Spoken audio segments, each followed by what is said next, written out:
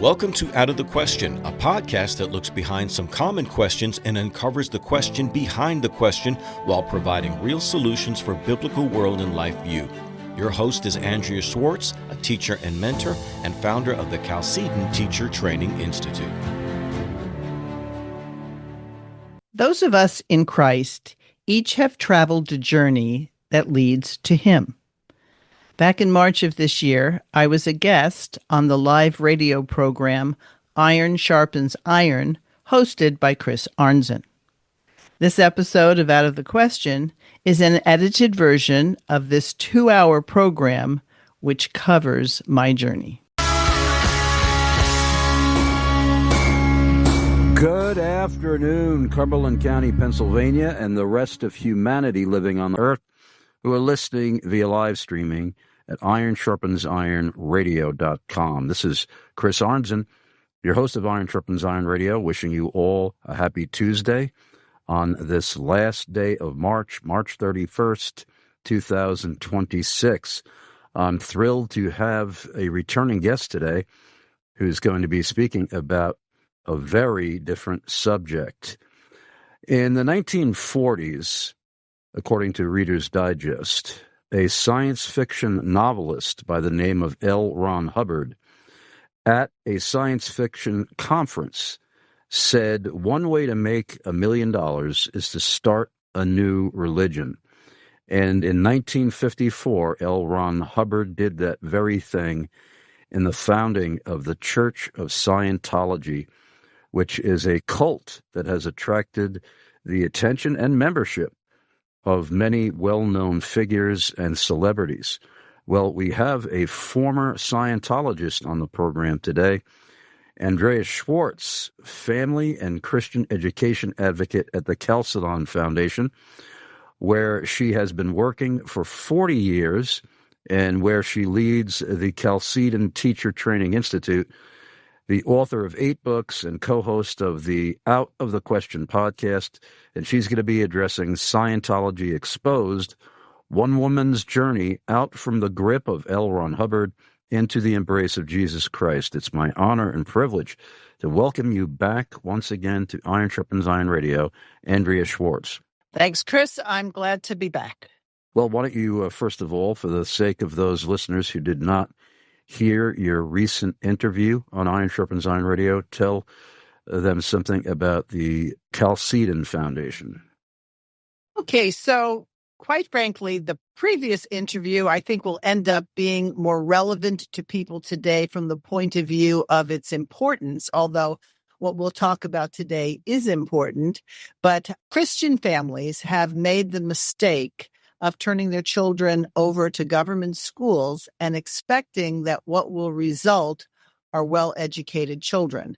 Well, if you're a Christian and you are part of God's covenant family, you need to be trained on what that means, and you need to be educated from a Christian point of view. So at the Chalcedon Foundation, we're all about helping to equip people to take the Word of God and apply it to every area of their lives, even their thinking. And this brings right up to the point of, well, what do you do with your children? How do you make sure that your children will be taught the most essential thing they need to know in life? And that's why we think Christian education is so important. And so the Chalcedon Foundation has tons of resources, books, materials, lectures that will help people accomplish just that. And if you'd like to find out more about the Chalcedon Foundation, go to chalcedon.edu, chalcedon.edu. And by the way, Andrea, forgive me for originally mispronouncing the name, the Chalcedon Foundation. Well, let me say, it's not a mispronunciation. I know that there's 3 different ways to say it, so you say it the way you like to say it. Yes, I know, but I believe that those in your organization pronounce it Chalcedon, correct? That is correct. And not Chalcedon, and not Chalcedon or Chalcedon. Right, but I think, quite frankly, it's a preference. I don't really know. I mean, it comes from the Council of Chalcedon in the early church, and I don't exactly know how they pronounced it. So I never tell anybody they're wrong. Today, we are talking about a subject that you you really rarely hear addressed in Christian media because of Leah Remini's departure from the cult. There has probably been more attention focused on the cult of Scientology in the secular media than ever before. Among those who are still in the cult of Scientology include such celebrities as Tom Cruise, Ann Archer, John Travolta, Jenna Elfman, Isaac Hayes, who I believe may have passed on not long ago, Kirstie Alley, who also passed on, Beck, Chick Corea, who in my teens and 20s was one of my favorite jazz fusion artists, returned to forever with Chick Corea, the political pundit Greta Van Susteren, and Elizabeth Moss, who has been in many movies in recent years and a TV series known as The Handmaid's Tale.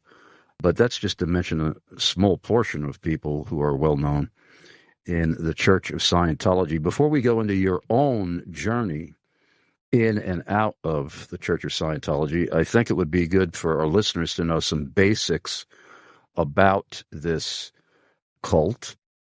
And it's called the Church of Scientology.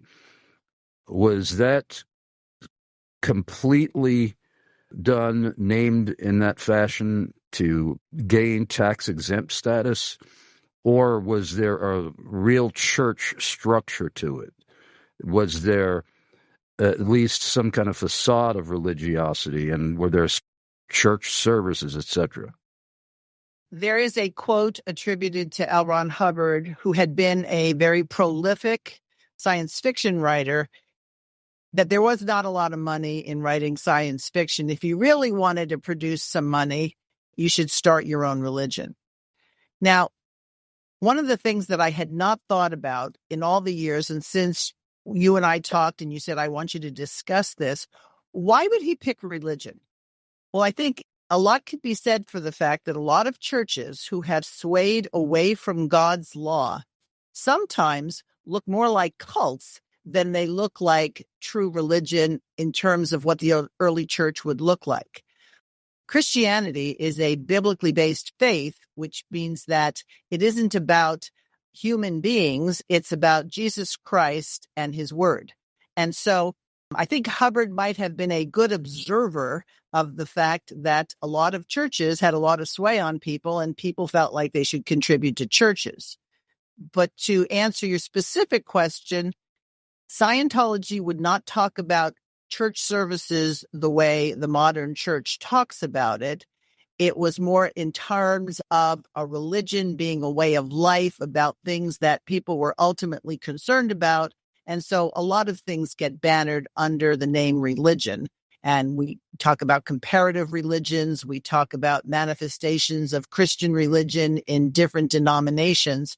So I think in that regard, he may or may not have said, well, we'll get tax-exempt status, which means I don't have to share any of this money, because he certainly was a charlatan. It's not like he wasn't, but he may have been a good observer of what he thought was working in general.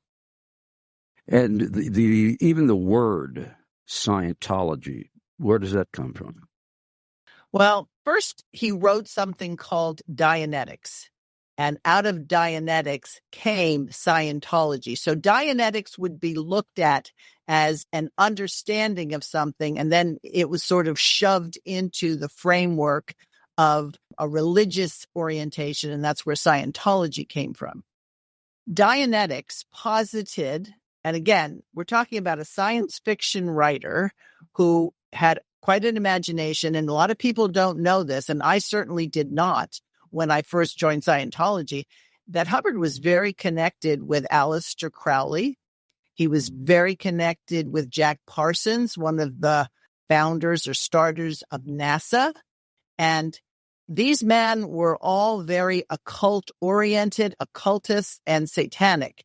And so rest assured, most people would not join something like Scientology if they had thought, and some might, but the majority of people would, if it was occultic or satanic, they would not have participated. So by the time I'm getting introduced into this in the early 70s, we didn't have an internet, so you couldn't research it the way people could research it now.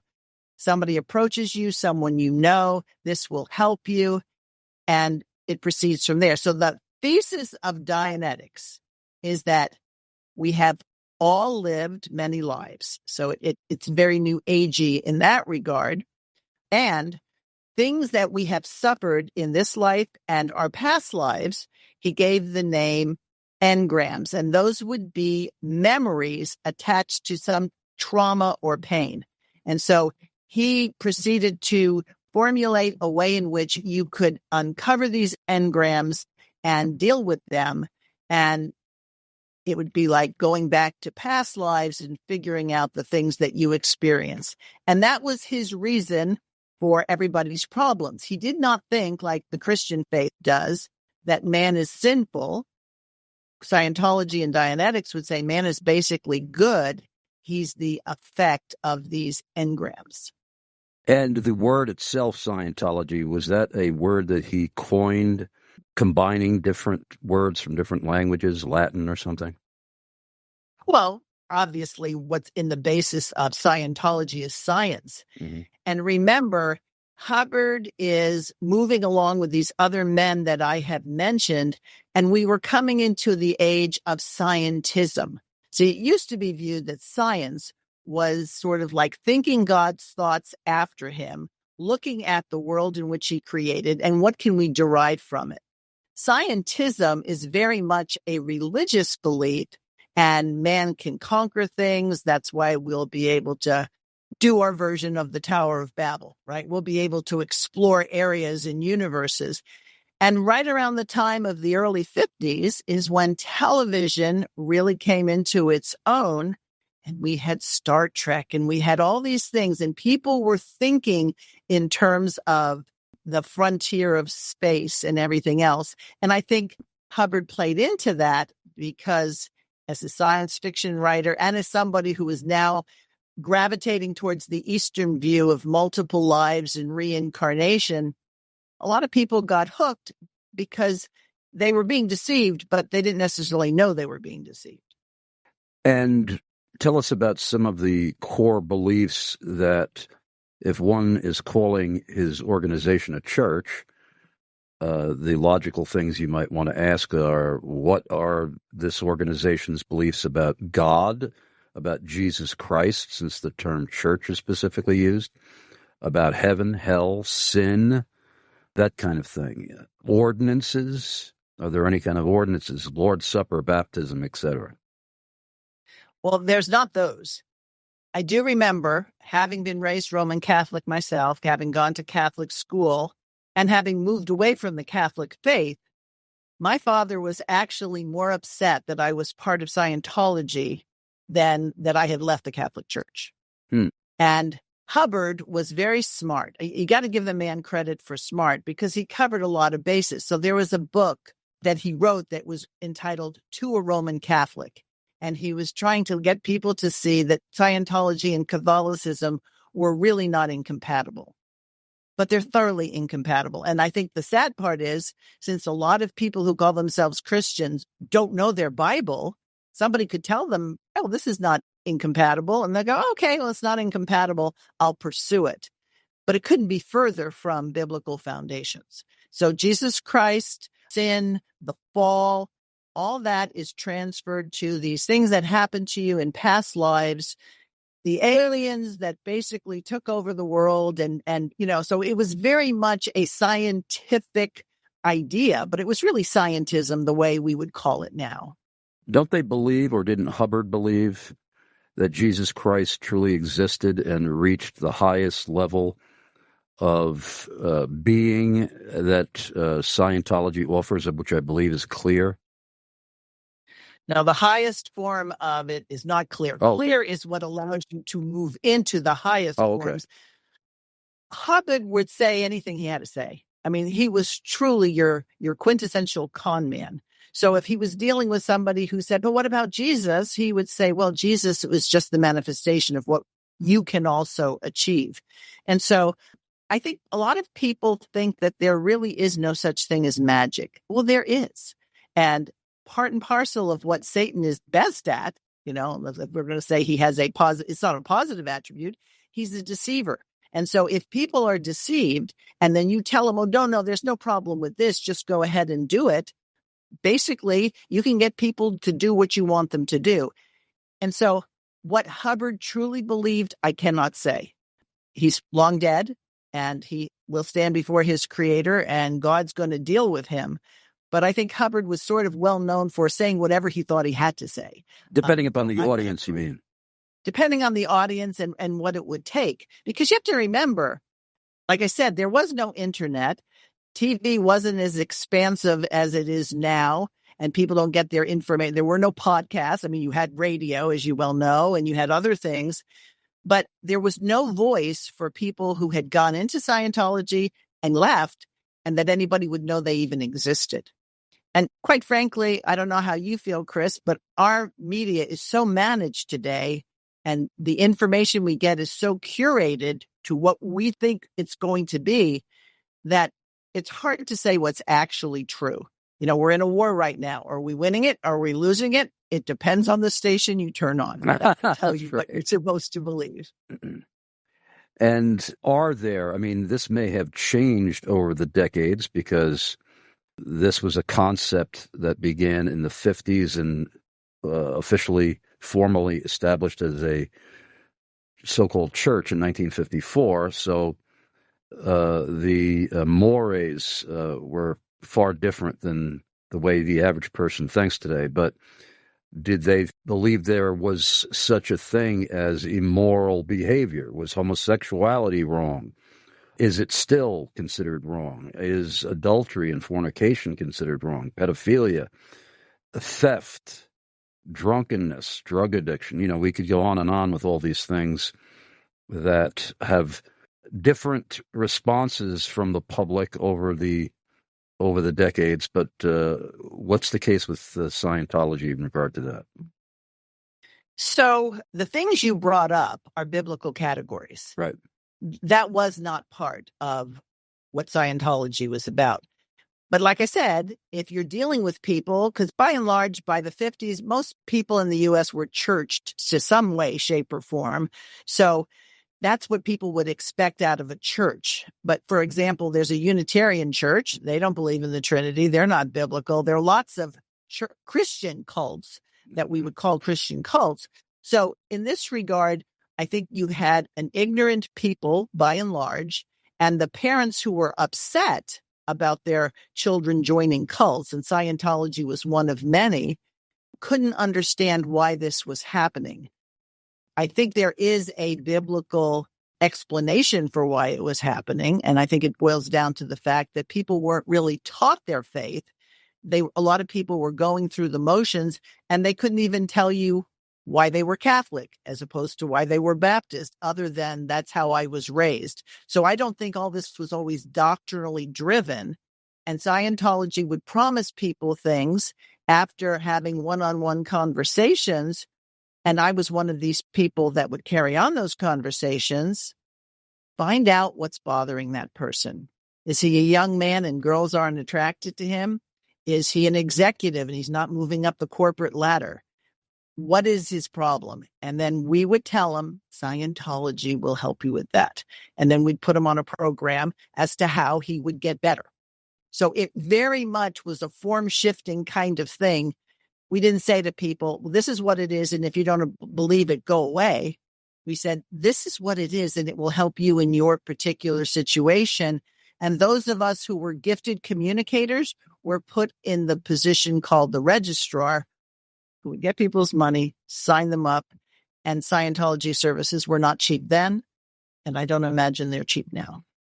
I recall hearing something that I don't know if it was urban legend, folklore, what have you, but I'd heard that the Scientologists, or L. Ron Hubbard himself, claimed to have a cure for homosexuality.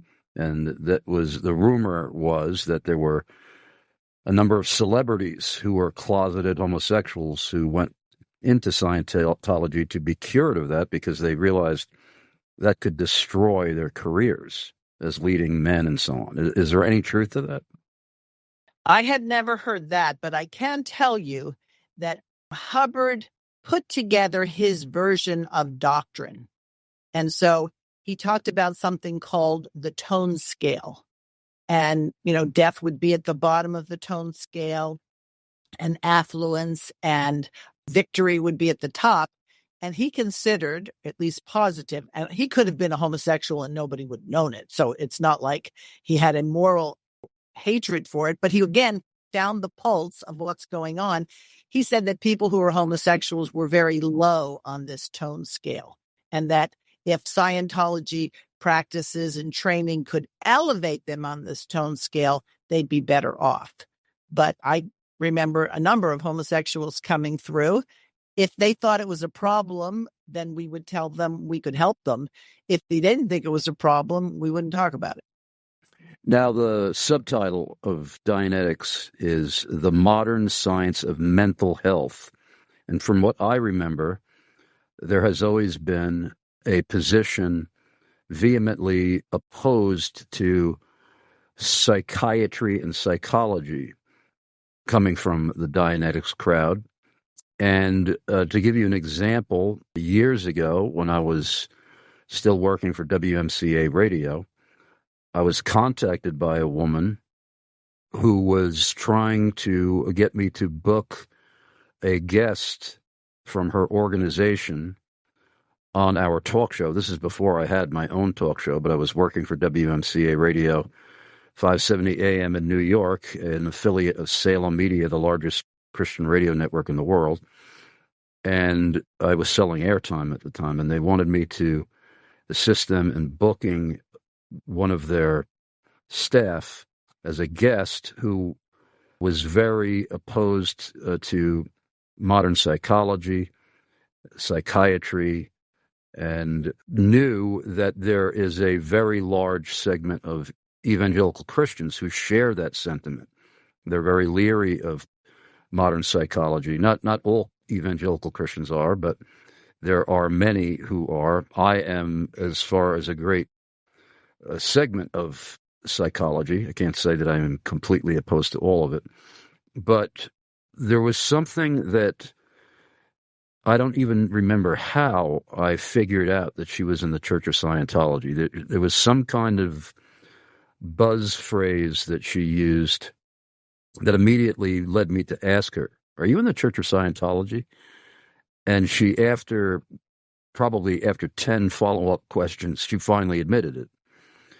And so is that one of their angles, is that they are presenting themselves as a superior model of mental health to psychiatry and psychology?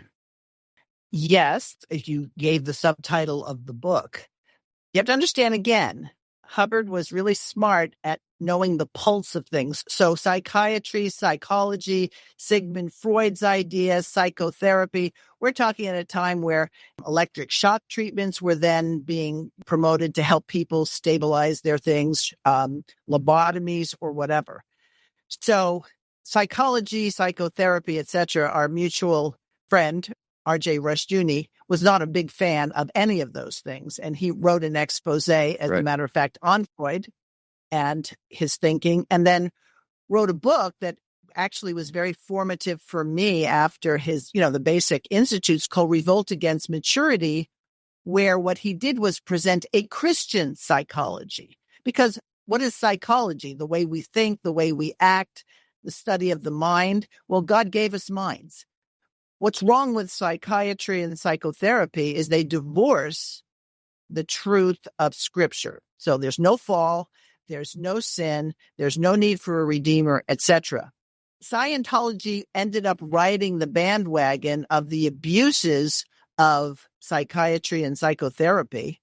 And in many cases, a lot of their criticisms were correct, but it's not that they were biblical in any way, shape, or form on their own. He just had a competing practice. So you could either go to a psychotherapist, you could go to a shrink, or you could take Scientology counseling and training. So maybe he looked at them much more as competitors rather than heartfelt, I'm opposed to them on a, visceral level. Yes, even Herman Bavinck, a great Reformed writer, once wrote a book on the foundations of psychology, but he was not referring to modern-day pop psychology or anything like that. Well, we have to go to our first commercial break, and when we return, we're going to hear more about your own personal journey in and out of Scientology. And if anybody has questions, our email address is chrisarnzen@gmail.com. Don't go away. We'll be right back after these messages. Welcome back. If you just tuned us in, our guest today is Andrea Schwartz, a former member of the Church of Scientology, who, by God's grace, was rescued and has become a born-again believer in Christ and has continued to be one for decades. And we are talking about her story, her journey out from the grip of L. Ron Hubbard into the saving embrace of Jesus Christ. If you do have a question, submit it to chrisarnzen@gmail.com. chrisarnzen@gmail.com. Give us your first name, at least city and state and country of residence. Please only remain anonymous if your question involves a personal and private matter, like you are a former Scientologist and you're still nervous, perhaps even terrified to identify yourself because of the repercussions from Scientology members, is where you send your questions. I do want to remind our listeners that this is our second interview with Andrea. Our first interview was on February 16th, and our topic was, is our method of Christian education adequately raising up the leaders of our future? So if you go to the Iron Sharpens Iron website, ironsharpensironradio.com, and type in Andrea in the search engine, that interview link will come up, and you could listen to that later on after this live program. I also want to let you know that this is the second time I have interviewed a former Church of Scientology member.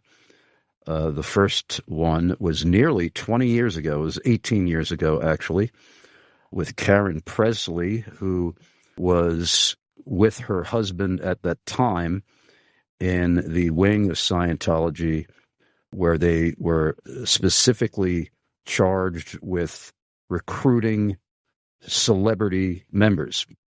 And that was so long ago, that interview, that it is not currently on the Iron Sharpens Iron Radio website. My webmaster will eventually get that up there as a blast from the past.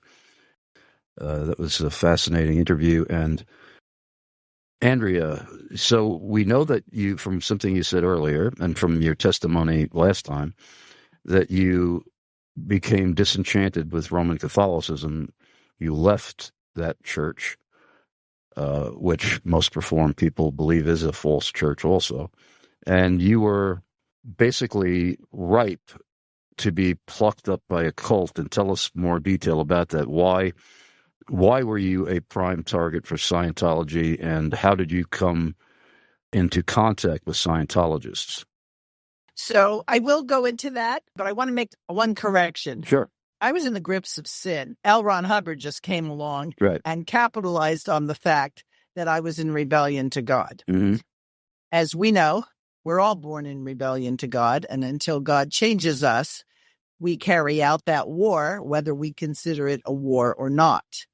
But as I said, I was a good student. I was an A student. And Scientology, of all the cults, really will go after the smarter people, because remember, this is the modern science of mental health. And so somebody who's not interested in that probably would have gravitated towards other cults. I used to say I was never going to be a candidate for Hare Krishna. I couldn't see myself doing all that. So when something was presented to me in a very respectable, intellectual way, I was game for that. That's how I got there. A relative said, I've gotten involved with this. By the time I graduated high school, I wasn't a practicing Catholic, and I can't ever say I was anything more than somebody who was raised Catholic, and I went to Catholic school. It's not that I ever considered it a living faith. I would never have looked back now, called myself a Christian, and I wasn't even a particularly good Catholic. Was I a blank slate? Well, nobody's a blank slate, but I was looking for answers. I went to college for a couple of years and discovered they didn't have any answers either. I remember being in a psychology class and we were going through all these different people, and I raised my hand and said, which one of these people is right? And he laughed at me, and everybody else in the class laughed at me as if there would be an absolute right. But I was always looking for that. I call it the Jesus hole. I think everybody's got the Jesus hole, and they'll go looking in a lot of different directions. I was living in Virginia at the time. I got to Washington, D.C. I went through the process that I would then bring other people through. These were such friendly people. They just wanted to help me. And all I had to do was this thing. And it's all easy at first. There's not a tremendous commitment. But one of the things you asked me doctrinally, what do they do? It's a systematic way to separate you from your past. So everybody's going to say, what's wrong with me is my parents. What's wrong with me is this. And they'll agree with you. Yes, all that is just so wrong with you, but we're here to help you. And so as you sever more and more of your relational ties, this becomes your group. And the group dynamics, the peer pressure, the obeying without thinking why, and just assuming maybe this is a good idea. Because Scientology, like so many other groups, sadly, don't really appreciate questions. Why do we do this? We do this just to do what I tell you to do, sort of thing. I was young. I was 19 years old. What did I know from this or that? And it was a group, and I felt like this mission. We were going to conquer the world and make the world healthier for everybody. So idealists are often attracted, but I was an idealist with no foundation. In other words, I didn't have a standard by which, everybody has a standard, but I couldn't have stated my standard. Why would homosexuality be wrong? Why would fornication be wrong? Why would stealing be wrong? In Scientology, what we learned is whatever works for us is the right thing to do. So you could lie to somebody, and that wasn't considered a sin or anything wrong. So what were some of the things that, other than the fact that you were an intelligent girl, you wanted answers and so on, there was something, I am assuming, sophisticated about this cult that made you think that you would be happy there. Can you tell us more about what was a lure to you? It's always hard to look back because I now have all these years of walking with Christ and understanding things. So I'm not sure I can immediately identify what was going on. I can tell you my mother passed away when I was a sophomore in high school. And I always joke and say, if she had been alive and I'd gotten involved with Scientology, she would have killed me. So I wouldn't have stayed in Scientology. But that wasn't the case. And so I didn't really have female mentors who, could help me through things. And without having a solid foundation in anything really, other than I was a smart person and that was sort of my, calling card. I'm smart, or at least I thought I was smart. It was like, if I don't do this, what will I do? So it seemed like a good thing to do. That's the best I can tell you. It resonated with me because it helps people. I wanted to help people. And so I think that I was the kind of person they were looking for. Now, I know that your husband was also involved in Scientology. Did you meet and marry him before your entrance into the cult, or did you meet there? Tell us about that. You know how people meet nowadays on social media and whatnot? Well, there was no social media then. But he was in Scientology in L.A. I was in Scientology in Washington, D.C., and he was part of a senior organization. So the way it works in Scientology is you come into a organization, they get all the money they can from you on that. And then you have to go to a higher organization to get the advanced courses, what you would do beyond going clear. And so through the normal administrative situations, I was in touch with him because he'd be looking for prospects to go up to the next level. So that's how we met. We met through written communications, and our relationship began that way. And he claims that he wanted to marry me before he ever saw me. And, in Scientology, that wouldn't exactly not make sense because, of course, you could have known somebody in a past life, but I wasn't ready to marry him until I saw him because I wanted to make sure that I could stand to look at this. This is where my Scientology theology was like, were we connecting person to person? Anyway, through a long series of manipulations, eventually he ended up transferring to the Washington, D.C. organization. Since we were both pretty good moneymakers in each side, it was a struggle, but eventually he ended up moving to Washington, D.C. So we were both very much Scientologists when we met. And what were your roles in the organization? Mostly to sign people up and sell them stuff. There were different names at different times, and I had jurisdiction over multiple people in this capacity. But the bottom line was, how much money does this person have? How can you convince them that they need this block of services? So we got really good at knowing who the wealthier people were. And for the people who weren't that wealthy, instead of just doing the straight counseling, which was costly at the time, you could convince them, well, if you sign up as a student, then you could learn this and you and another person could exchange counseling with each other. But I have to tell you, it was make money. Nobody cared if wow, you really touched that person. You made them feel better. It was like, how much did you make? So the dissonance in terms of we're helping people, but they're pounding us to make enough income every week. It's interesting. It took a while for that to register that what have I gotten myself involved with? Let me go to at least one listener question to start with. And this happens to be a pastor that I know and love and highly respect, Jason Contino, pastor of Harborview Christian Church in Port Jefferson, Long Island, New York. Pastor Jason says, what type of pressure do they have to proselytize? Are they a threat in the workplace, especially where they outnumber the other workers like St. Petersburg, Florida? Okay, so if you are a staff member, you are assigned a particular role.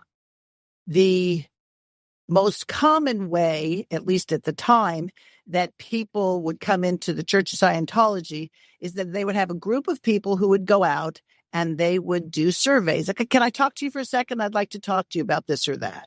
And then you'd say, you know what? You should come into this, our organization, our church, and take a personality test.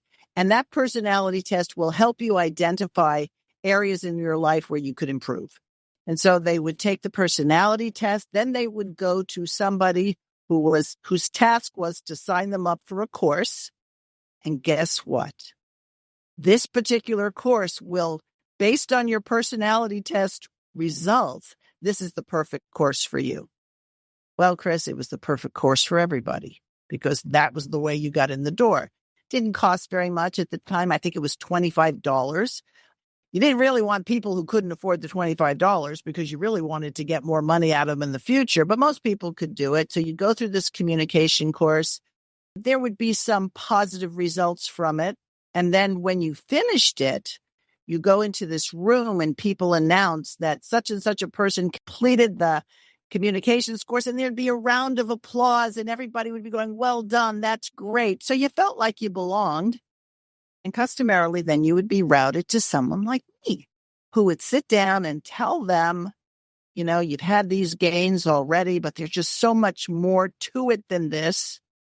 And then I'd figure out what their financial situation was and how we would get them on this road. But by demonstrating care. Now, I'll be honest with you. Did I care? Sometimes. Mostly I cared that my superiors wouldn't yell at me if I didn't make enough money that week. So there was a whole element where you sort of know you're being hypocritical, but you won't want to say that. And so that's how you get started. And then, as I said before, as you separate yourself from people who don't like it, you tell your mother, you tell your wife, you tell someone, I think I'm going to be a Scientologist. And they go, well, I don't want that. That's terrible. Then you have a choice to make. Do you stay or do you not?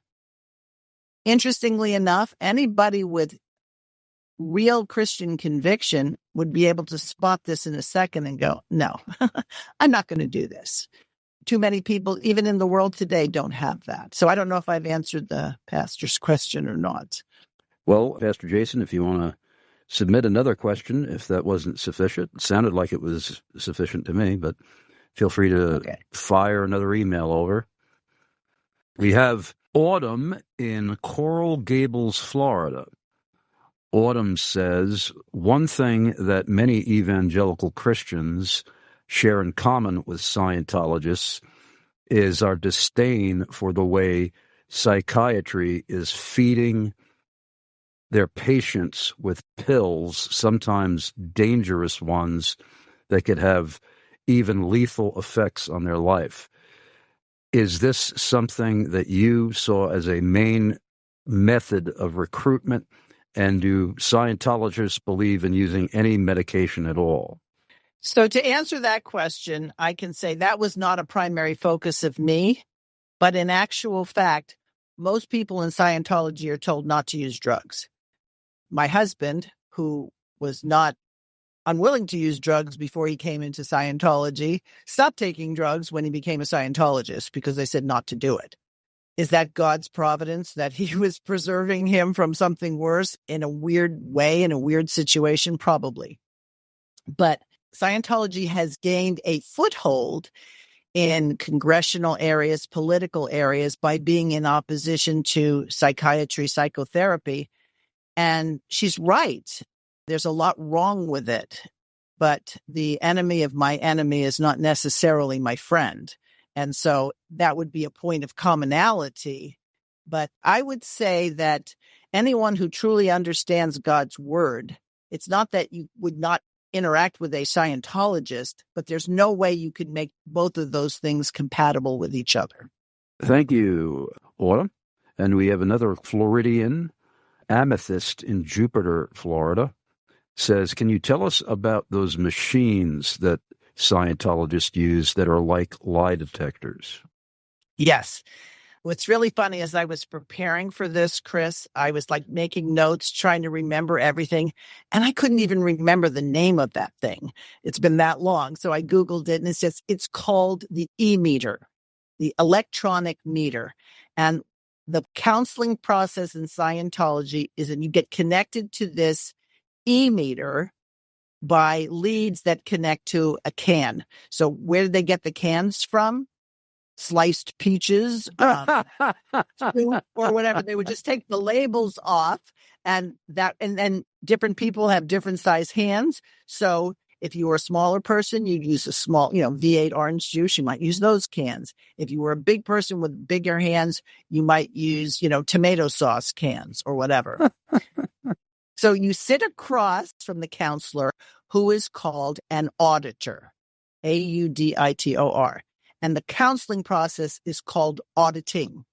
And so the auditor is looking at his meter. This meter is not, I don't know if it's exactly the same as a lie detector, but if somebody's stressed out, that needle is going to be on the meter, going to manifest that stress.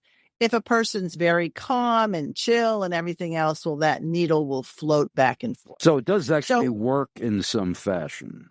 It definitely works in some fashion. And the cans are basically going to transmit whatever impulse. So, living people have a nervous system and it's picking up something in the nervous system. Like everything else Hubbard did, he so heavily borrowed from other disciplines. As a matter of fact, this is the sad part. I grew up Catholic. I went to 13 years of Catholic school. L. Ron Hubbard said, the truth will set you free. And I thought he made that up.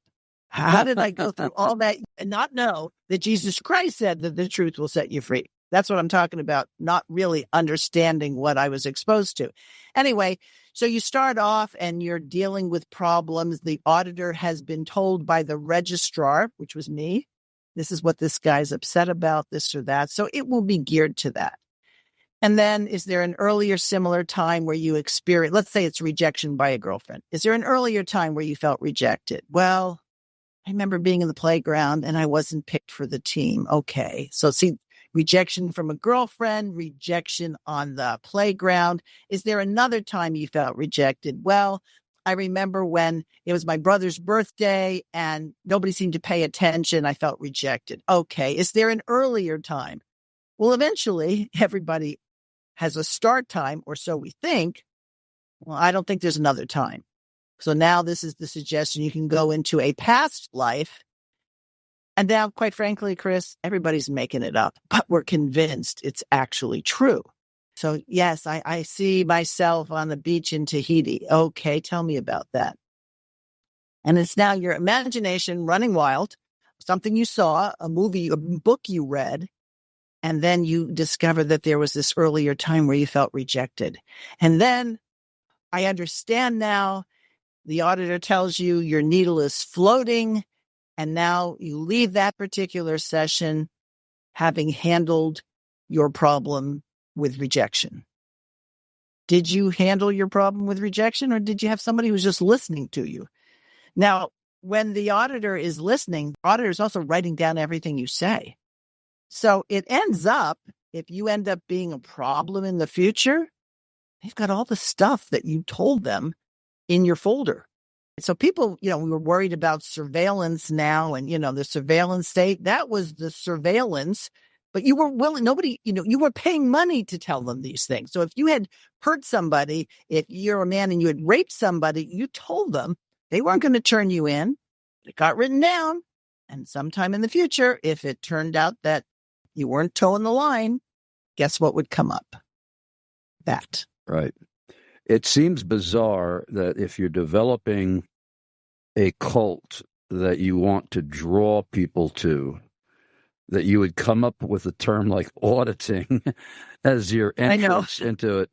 It seems like that the person was not well versed in marketing and advertising, but he still grew this kingdom, if you will, even with something as outrageous as that.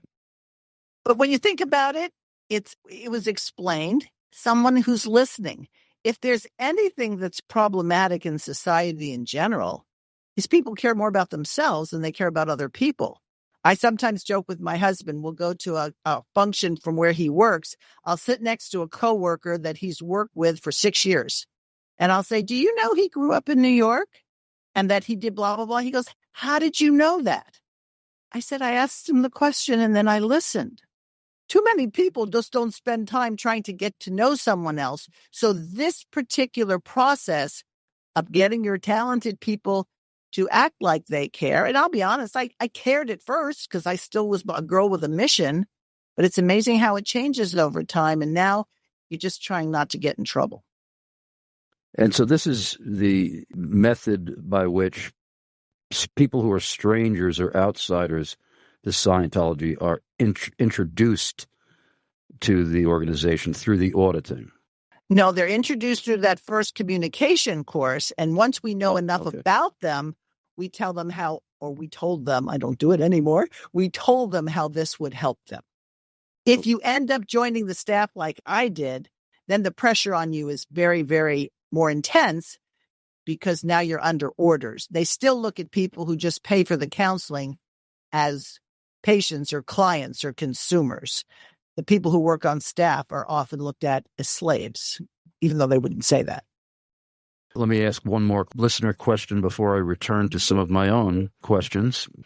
We have Abel in Buffalo, New York, and Abel says, I understand since the cult you were in and are describing was money hungry, I'm assuming that they do not have a lot of outreach in poverty-stricken areas. I'm not sure that's true because Scientology was always looking for ways in which to promote itself. And so I can't say one way or another if they do currently help underprivileged people or whatever. They would have reading programs, for example, that would be utilized in various schools. So they were very aware of the fact oftentimes, especially now with programs like Leah Remini's, that they have to improve their image. So it wouldn't be uncharacteristic to find out that a particular group sponsored a homeless day or something like that. But I don't think that it's a firmly held belief specifically of Scientology.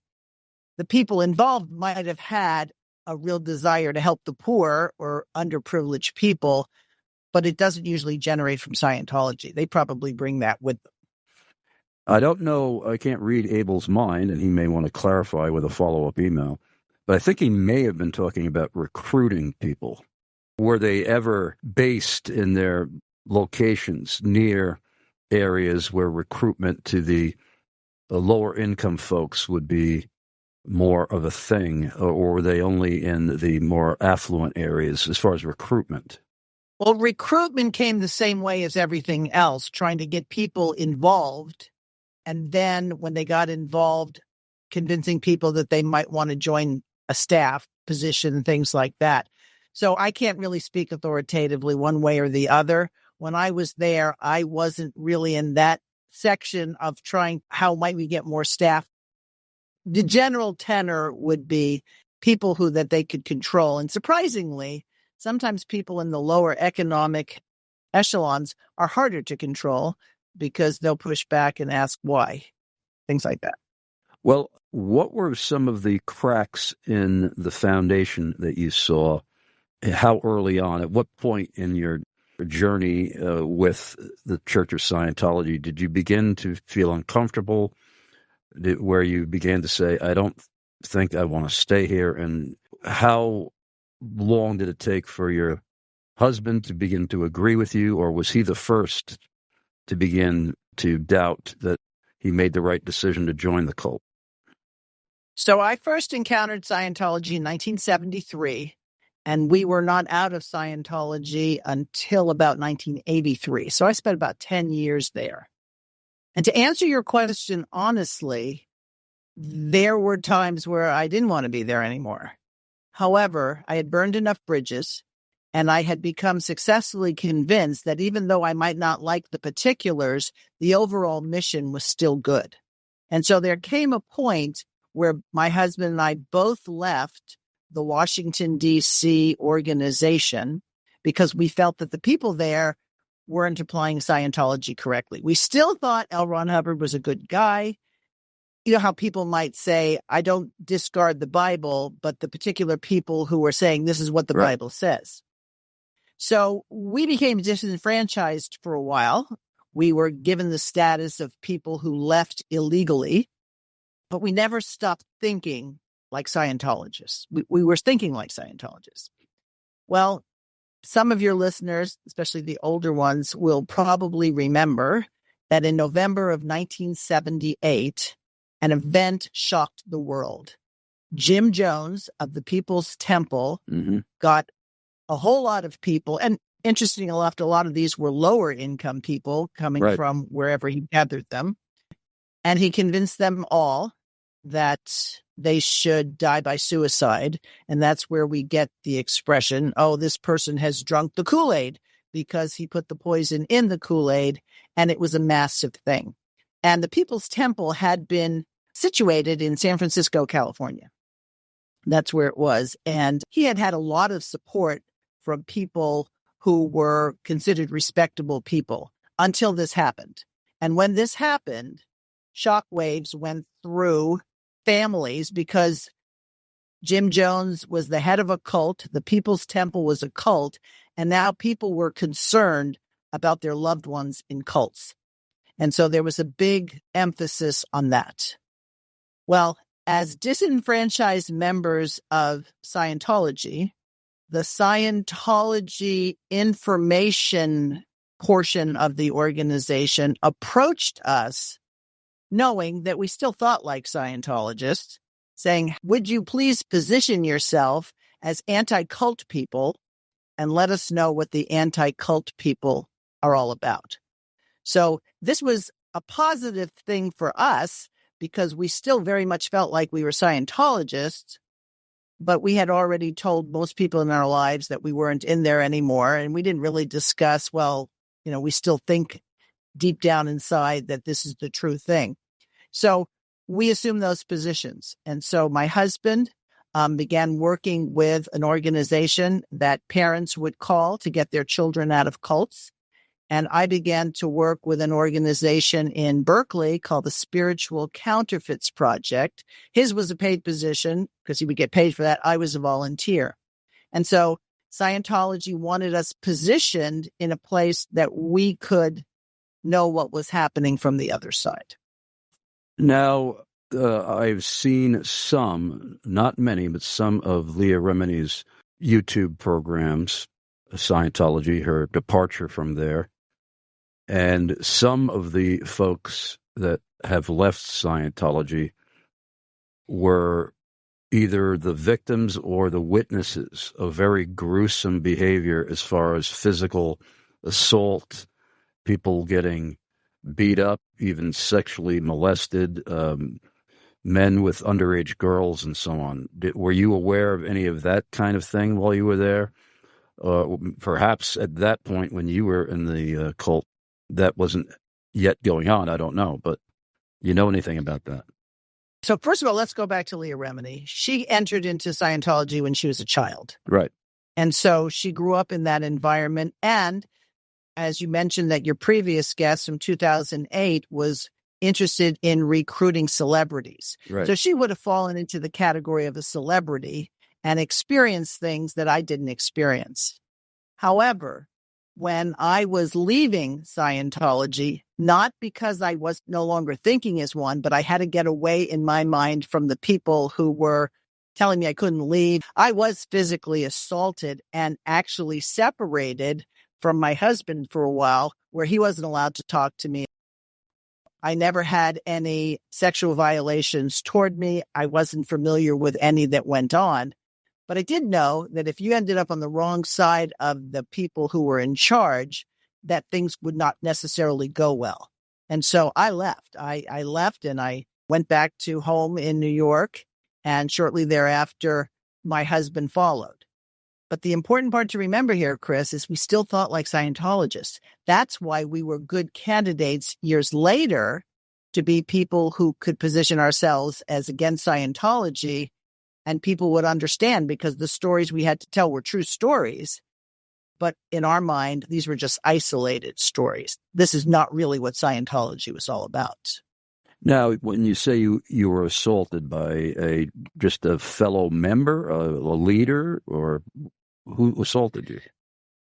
So basically, I said I was going to leave. They were told me I couldn't leave. And so I was physically carried and brought up and put in a room. And quite frankly, I didn't even really know what to do, but family ties do come into play. And so when I went back home that night, I called my dad and he wired the money for me to get a bus ride from Washington to New York. And I did that. And then shortly thereafter, despite the fact that they tried to separate us, as a matter of fact, one of the first things my husband said they did is send somebody to him in a seductive way to try to compromise the marriage. He didn't go for it. And we end up together. And then we moved to California. We just tried to get away. But the important part to remember is the programming that goes on in any cult makes you think that if you leave, your life is over. You might as well just give up because there's nothing else. And both of us, sadly, had been convinced that Scientology was the only way. And can you just tell us some of the details about your escape? Well, basically, we went to my dad's house, and then I had a relative in California, so we were going to go there, but we were followed. At this point, they weren't going to necessarily kidnap us or something like that. They knew that it might be a problem. This is even after you were physically thrown into a room. Yeah. But they somehow eased up on your freedom to leave? That was until it was time to go home, and I went home to my apartment, but my husband wasn't allowed to come back home. Okay. So, in other words, I think they probably at this point would have just liked me to leave. Sometimes the way people get you to leave is they tell you they don't like you. They tell you that, you're no longer wanted here. All they were giving up in me, they thought, because they didn't know that God had a bigger plan. All they were giving up with me is somebody who made money. Well, they could find somebody else who could make money for them. When did it finally click? Where it was, there was no other choice but to totally depart from this. When did this become a mutual thought with both you and your husband? So again, with the positioning where we were put, Scientology was very eager for my husband to gain a good reputation as somebody who got people out of cults. And so if a parent called, he would notify Scientology and say, Mr. and Mrs. Smith are trying to get their son out of Scientology. And Scientology would convince this kid, go talk to your parents, make them feel better. So they were actually hoping that my husband would succeed in getting someone out of the cult. And oftentimes he did. And they didn't care. They just wanted him to build a reputation. And so he began to be a go-to guy in terms of, this is somebody who would be really helpful in getting your child out of Scientology. But it was all formulated because they were helping him succeed, because they wanted to know what some news organization or government agency might be doing to sabotage Scientology. We have Giles in Cherry Hill, New Jersey, who wants to know, when you left Scientology, were you harassed, stalked, and threatened like many people apparently have been when they departed from the cult and exposed the evils of it publicly? Yes. So remember, there's the time we left and everybody thought we were out. And then there was finally the time where, by God's grace, we came to our senses. And how we came to our senses was that as my husband was working as a former Scientologist who was helping people get their kids out of Scientology or their wives or whatever, we began to find out things that we did not know that were going on. So when you heard somebody say their story, you would go, wow, this isn't right. And at one point, it came to, we can't do this anymore. Now, my husband came to that conclusion before I did. But in God's providential grace, I had broken my foot. I was in a cast. And when my husband sat me down and said, we're not in a good place, Scientology isn't good, I was ready to be like, you heretic, I have to leave. But my foot was in a cast and I couldn't go anywhere. So we stayed up the whole night. He laid the whole thing out for me. But then we had to figure out how to disentangle ourselves from this, because you understand, everybody thought we were already out of Scientology. Now we were really mentally, spiritually out of Scientology. And we knew that Scientology dealt harshly with its opponents. So we had to figure out what to do. And were you ever sued or anything like that? I know that they are an extremely, at least they were, extremely litigious organization, which kept people in fear to even discuss it publicly. So in our case, once we were actually out, because we had an interesting story, we knew stuff that Scientology wouldn't want people to know. We knew how things were done with their espionage outfit, because that's kind of what we were doing. But because we had been in touch with all these quote unquote anti-cult people, by God's grace, we picked the person to go talk to say, this is the truth. We've been deceptive. We're not who we, etc. And this woman, she has since passed away. Her name is Margaret Singer, not to confuse with Margaret Sanger. Right. But Margaret Singer was a psychologist who gained prominence in terms of explaining what had happened with Patty Hearst when she had become involved with her kidnappers and how she had become loyal to her kidnappers. And she was an expert in this cult phenomenon. And so thanks to her, she put us in touch with a lawyer who would help us maneuver ourselves out, because it wasn't something we thought we could do on our own. Wasn't there a season when you and your husband were amazingly, even after you rebelled, recruited as some kind of double agents or something like that? Well, that's what I'm talking about. That was it. That's what we were doing. Everybody thought we were ex-Scientologists, And that positioning him as someone who would get people out of Scientology was that was the activity. So that was the double agent part. Everybody thought we were against Scientology, but in actual fact, we were working alongside Scientology. Now, why would you do that when you already realized that you had to get out of there? What was it that convinced you to do that? Because we never separated ourselves intellectually from what we believed to be true. If you've never experienced, and I hope your listeners don't experience it, feeling trapped when all that's trapping you is you in your head. All the things you've been told, if you leave, what will you do now? You'll be a nothing. The psychological hold is real. And that's why we originally went to this Margaret Singer, because she understood it. She didn't say, get out of here, you liars. She understood exactly what we had experienced. So how did you come to discover biblical Christianity? So I told you that my husband was positioned as someone who would deprogram people out of a cult. And sometimes it was Scientology. Most of the time it was Scientology, but other times it was other cults. And he was successful because it's not too hard. Once you give people enough sleep, most cult members never get enough sleep, and you give them some good food, now they're ready to listen. And most will go, yeah, this is nuts. I shouldn't be doing this. My job in all this was to infiltrate the Christian community. And so the Spiritual Counterfeits Project of Berkeley, California, remember the People's Temple stuff had been in Northern California, and a lot of cult activity was in Northern California, not surprisingly. California is not exactly the most Christian of states in the nation. And so I became a volunteer at the Spiritual Counterfeits Project because a lot of Christian parents were contacting that organization because they were at a loss on what to do with their kids. So I would go to church, and I have to say it was probably the first time I ever heard the gospel, really. And I remember coming home and telling my husband, these people close their eyes and they think they're talking to someone. It's so funny. They really believe it.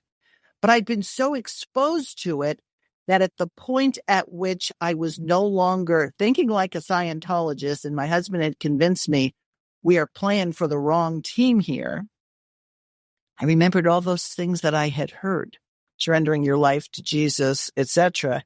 And I remember my prayer. It was a simple one. It was like, if you're real, if you're there, I really need help. And I prayed an honest prayer. All I can tell you, Chris, is that a peace that surpassed anything I would understand came over me, and it was like, it's going to be okay. But now I had another problem. If I told my husband that I was a Christian, he would have mocked me because he thought Christian equals stupid. That's, and he would say, wow, you can't be out of a cult for more than 20 minutes. I mean, what, you just had to find something else. So for the longest time, I didn't tell him. But I stopped going to church with the people in Berkeley because I wanted to be able to tell them there was a point. You saw me doing this for a couple of years. There was a point that I really had changed. And it was important to me because I knew this was not going to go over well. Hi, I've been lying to you. The whole basis of our relationship hasn't been true. And during those months, God was very good. And through a series of providential circumstances, my husband got to the end of himself. And then when he wanted to know why it was after this terrible kind of series of things had taken place, he asked me, why haven't you left me? And my answer was, because I became a Christian. And he didn't mock me then. Wow. Now, what was his previous religious background, if any? He was raised, it's hard to say he was raised Episcopalian. They call themselves Episcopalian. I don't think he went to church very often. But he was somebody who posited himself as an intellectual. He majored in philosophy. We call that's the pre-cult major. Major in philosophy, learn all these different philosophical things, none of which were particularly Christian, and you were now set up. So he came in on that vein to Scientology. But after he wasn't mocking me, right, there was a friend that said to me, your husband posits himself as an intellectual. Have him read this. And he read C.S. Lewis. He read Mere Christianity, and like the pieces came together. And so that's how he attributes he came to faith. Praise God. So how did you come to discover and embrace Reformed theology? Okay, well, first of all, I have to tell you, we still had to figure out what to do, not to get our heads blown off. Physically, literally? Well, yeah, they wouldn't want us to talk. Right. I mean, there was a story going on that Hubbard's own son was probably murdered by the organization. Wow. And sadly, and nobody's too surprised, that when you become an enemy of a powerful person or group, sometimes the best solution is to get rid of you. We know that that's happened in past history, sometimes even close to the present. So what we had to do is we had to get our story public. And so we were interviewed by 2020. 60 Minutes was first approached, but they had already done something on Scientology and they weren't all that interested. And so 2020 agreed to do an interview. So we did an interview. They did interviews. They verified our story, and our story was very verifiable in terms of what happened and stuff like that. And it was supposed to air in August of 83. But Leonid Brezhnev died. So our segment was canceled and pushed till January. Well, it was a little tense, right? Because we had done this interview. We knew that Scientology had infiltrated so many government agencies, media agencies. But as new believers, we just had to say, we're in God's hands. And sometimes the purest of faith is, I trust him, even though I don't understand how any of this will work out.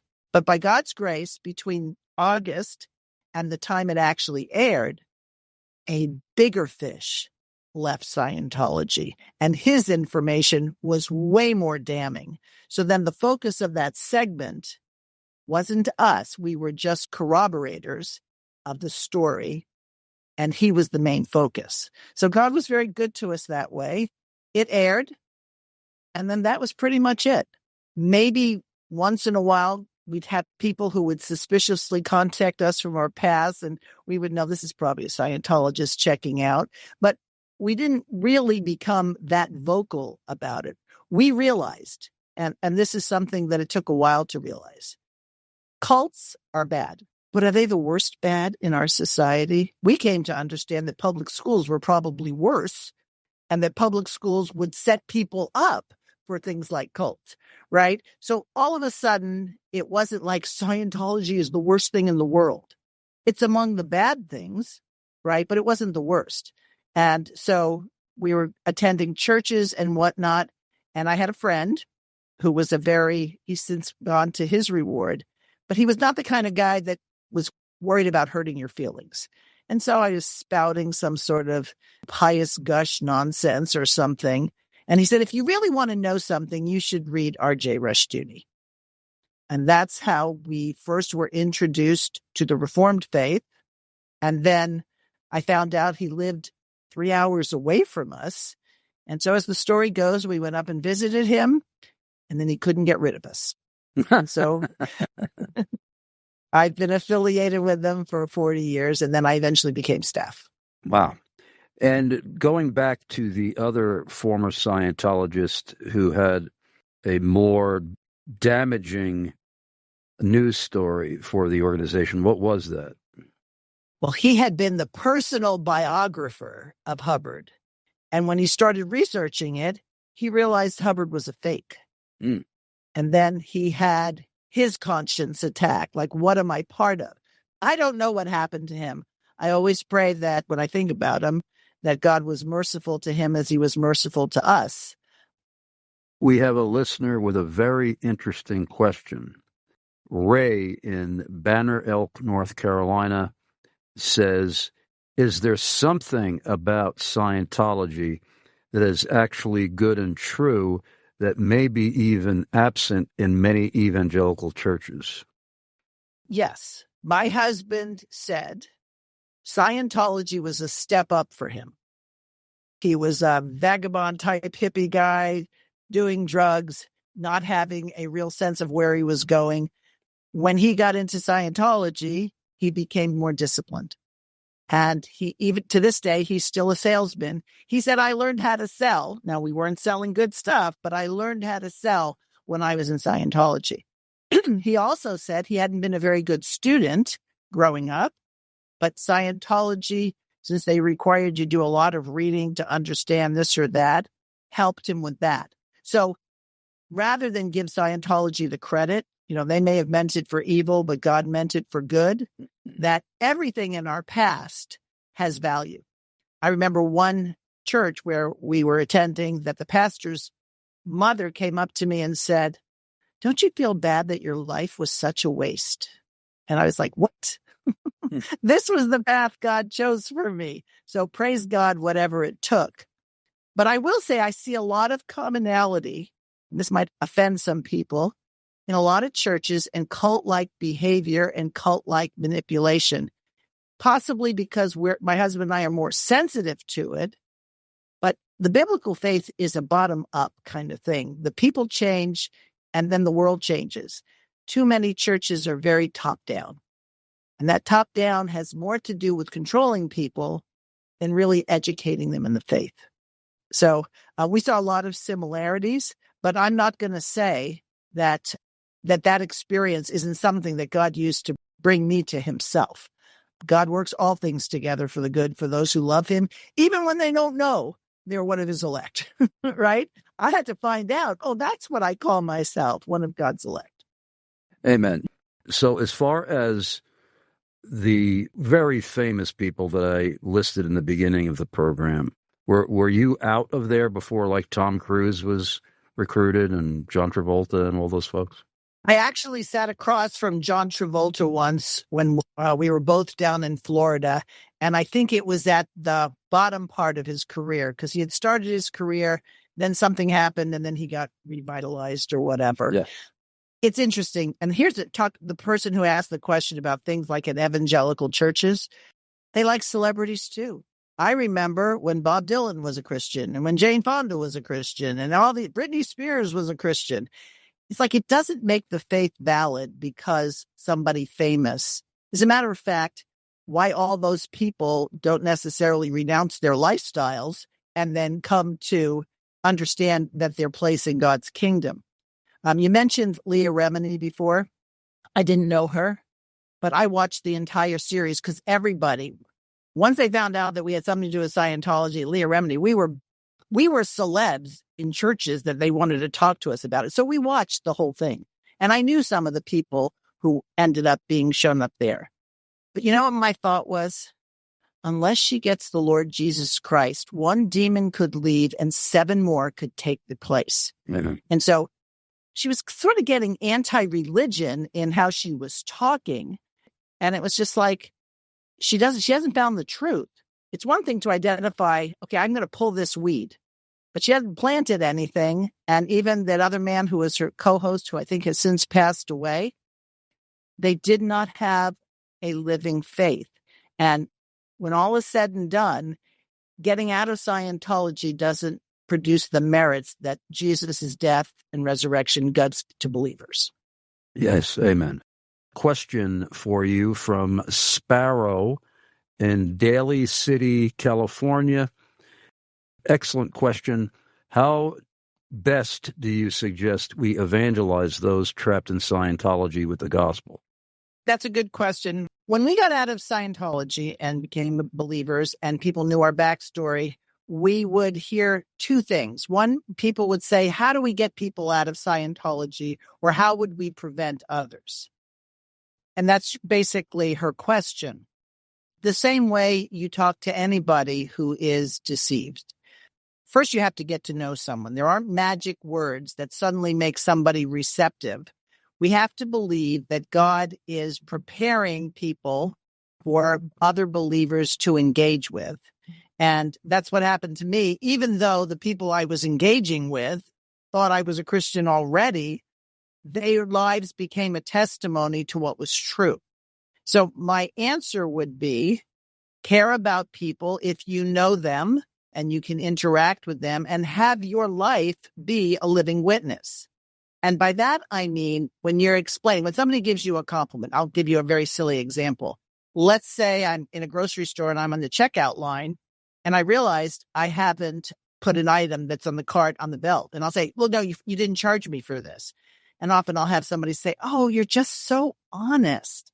And I say, no, I answer to God. God would see it even if you didn't. I just opened the door to a conversation. There are many ways to do that. And actually, I think Christians should actually practice how to do that. Because when we talk about apologetics, you have to know what you believe and why. And then when somebody expresses what it is that's bothering them about life, and I don't know about you, I've never run into anybody who doesn't have a complaint about something. And you tie it back into the scripture, not that you're going to shove it down their throat, but that what you're going to do is talk about your personal testimony. I was confused like this too. One thing that used to really bother me, Chris, was when we'd go and people would say, I wish I had a testimony like yours. And I'd go, you do? You really wish your background included lying and cheating to people and telling them something would work when it didn't. But what they were saying is they wanted something exciting. Well, being born again is exciting because we all have to, like the hymn writer, recognize we're wretches. The fact that somebody was a drug addict and then came to Christ, that somebody was a mass murderer and then came to Christ, somebody was a prostitute and came to Christ. The come to Christ is the important part, Right. not what happened before. Amen. Well, we are out of time. I want to make sure that our listeners are reminded about your website, chalcedon.edu.